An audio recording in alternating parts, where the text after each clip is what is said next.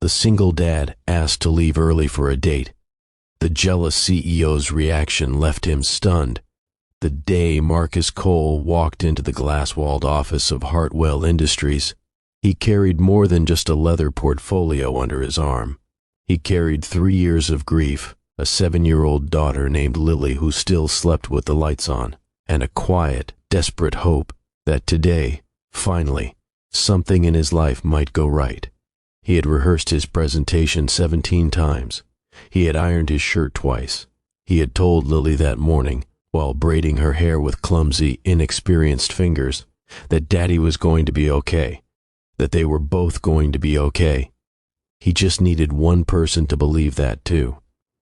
If you believe in kindness, second chances, and the power of love to change even the coldest hearts, hit that like button right now, leave a comment below, share this story with someone who needs it today, and subscribe to Kindness Corner so you never miss a story that reminds you what truly matters.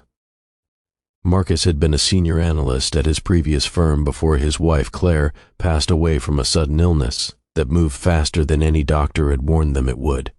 In the 18 months that followed, he had become both mother and father, both breadwinner and storyteller, both the one who packed school lunches and the one who sat in the dark hallway outside Lily's room until her small, shuddering breaths finally steadied into sleep.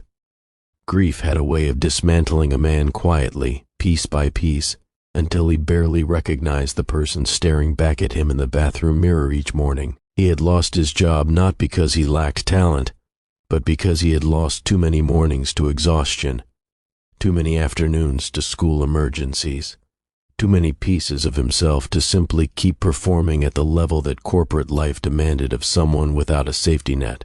But he had rebuilt, slowly, painfully, the way a broken bone heals, stronger in some places, still tender in others.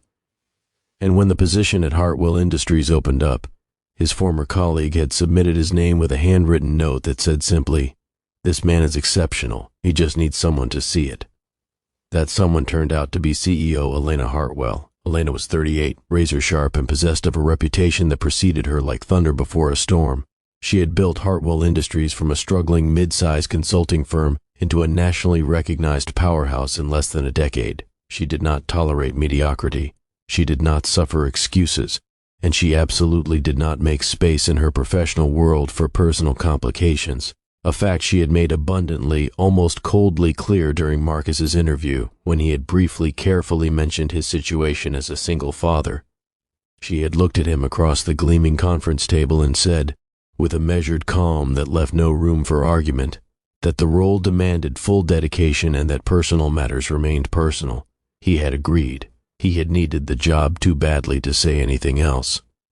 For 4 months, Marcus was extraordinary. He arrived before anyone else.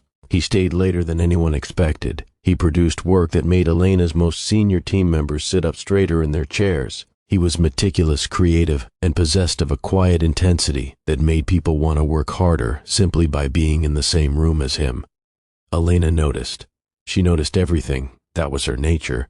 She noticed the way he organized his thoughts before speaking, the way he never sought credit in group settings, the way his eyes sometimes went distant for just a fraction of a second before he pulled himself back with a discipline that looked, to her trained eye, like something deeply practiced. She told herself she was simply recognizing a valuable asset. She told herself that was all it was. Then came the Thursday afternoon that changed everything. Marcus knocked on Elena's office door at 4:15, holding a folder of completed reports in one hand, and something in his expression that she had never seen there before. Nervousness, yes, but beneath it, something softer and more vulnerable than that. He stood in front of her desk and explained, in the most professionally worded, carefully measured sentence he could construct, that he was requesting permission to leave 1 hour early. He had a date, his first one, he admitted quietly, in almost 3 years. A woman named Sarah, whom Lily had apparently declared, smells like cookies and is therefore acceptable, and his voice almost broke on that part, the faintest fracture of a smile crossing his face before he steadied himself again. Elena stared at him. She had not anticipated that. She had anticipated many things in the years she had spent building this company and managing the complex human machinery within it. but she had not anticipated the feeling that moved through her chest in that moment like a current she had no name for. She told herself it was irritation. She told herself it was professional inconvenience.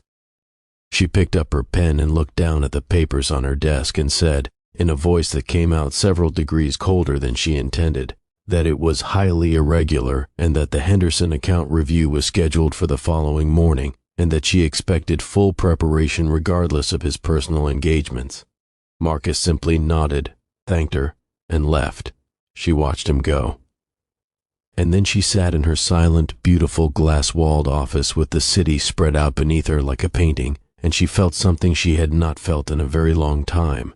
The specific hollow ache of a person who has spent so many years building walls that they have forgotten what it feels like to stand in open air.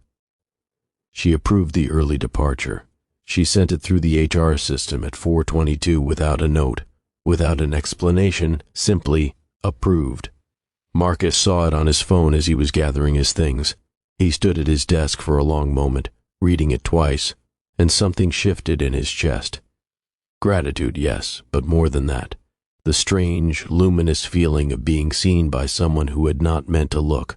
What happened next was not the dramatic, sweeping gesture of a romance novel. It was quieter than that, and therefore more real. Over the weeks that followed, Elena began to leave small, wordless things in his path. The better office with the natural light he had mentioned once in passing, the project assignments that played to his deepest strengths, the slight softening in her voice when she stopped by his desk that her assistant noticed and wisely said nothing about, and Marcus, who had spent 3 years learning to read the unspoken language of love in the small things. A nightlight left on. A drawing slipped under his office door. A child's hand finding his in the dark. Understood every single one of them. He left a coffee on her desk one morning without a word. She drank it. Neither of them said anything about it for a very long time. Love does not always arrive like a thunderclap. Sometimes it comes in the form of an early departure, approved without explanation, a coffee left wordlessly on a glass desk, and two people slowly, carefully learning that the walls they built to protect themselves were never meant to be permanent. Only practice, until someone worth opening the door for finally arrived. If this story moved you, if it reminded you that even the most guarded hearts carry a quiet longing for connection, that kindness can crack open what grief has sealed shut, and that second chances are not the exception, but the grace we all deserve, please like this video, share it with someone who needs to hear it today, and leave a comment below telling us, have you ever been surprised by unexpected kindness? Drop A in the comments if you believe everyone deserves a second chance at love, no matter how long the road that brought them there. Thank you for watching Kindness Corner, where every story is a reminder that the world is still full of people worth believing in.